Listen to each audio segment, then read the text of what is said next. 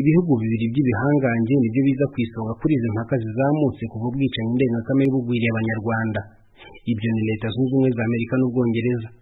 Kuri iki kibazo cy'inyito, Leta Zunze Ubumwe za Amerika ivuga ko yifatanyije n'Inteko Rusange y'Umuryango w'Abibumbye mu gushyigikira umunsi mpuzamahanga wahariwe kuzirikana Jenoside yakorewe Abatutsi mu Rwanda mu 1994, kugira ngo ku mwaka utashye abazize Jenoside n'abayirokotse bakibuka ubugome yakoranwe bahabwe icyubahiro kibakwiye. Mu nyandiko yashyizweho umukono na Ambasaderi w'Amerika muri ONU, yumvikanisha ko Amerika ivuga ko gikomeye ku ntego yayo yo gufasha Abanyarwanda gusigasira amateka n'ibimenyetso bya Jenoside yo mu 1994.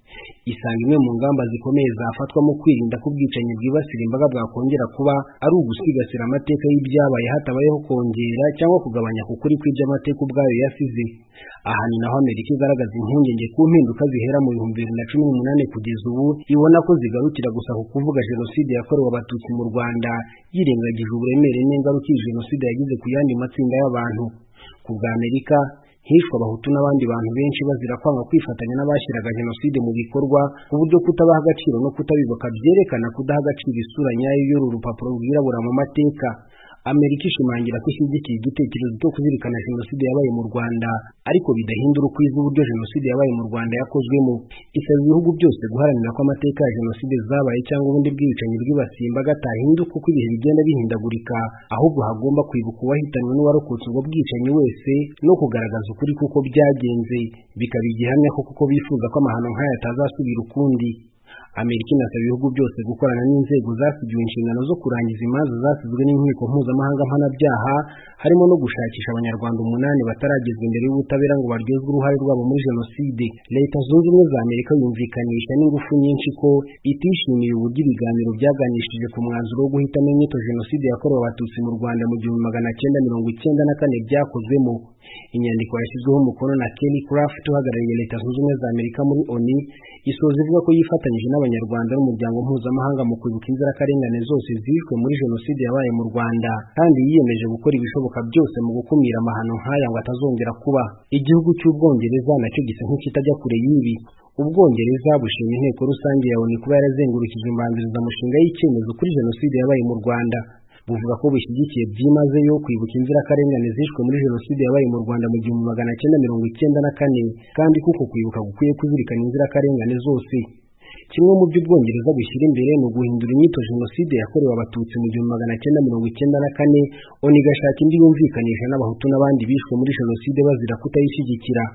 Ubwami bw'Abongereza buvuga ko bwemera ko n'Abahutu kimwe n'abandi bose bishwe bakwiye kutibagirana.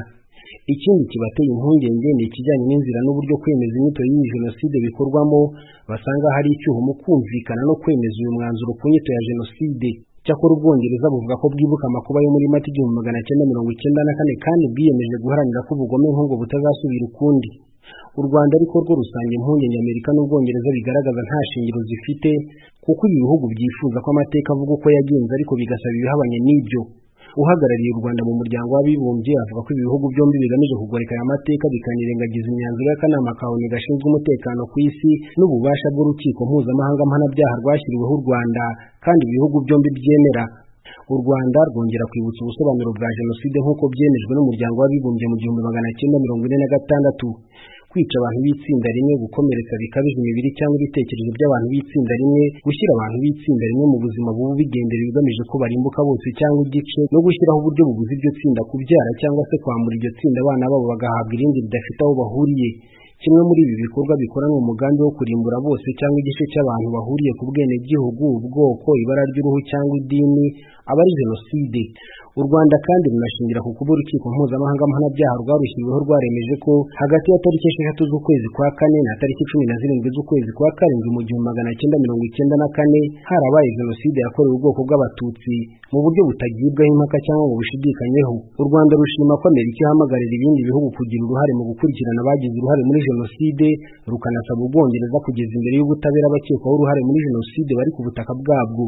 Ruvuga kandi ko mu gushaka ubwiyunge nyabwo, itariki ya 16 ya buri kwezi kwa 4 yahariwe kwibuka abanyepolitike n'abandi bose bishwe nubwo batari mu bahigwaga ariko bakazira kwanga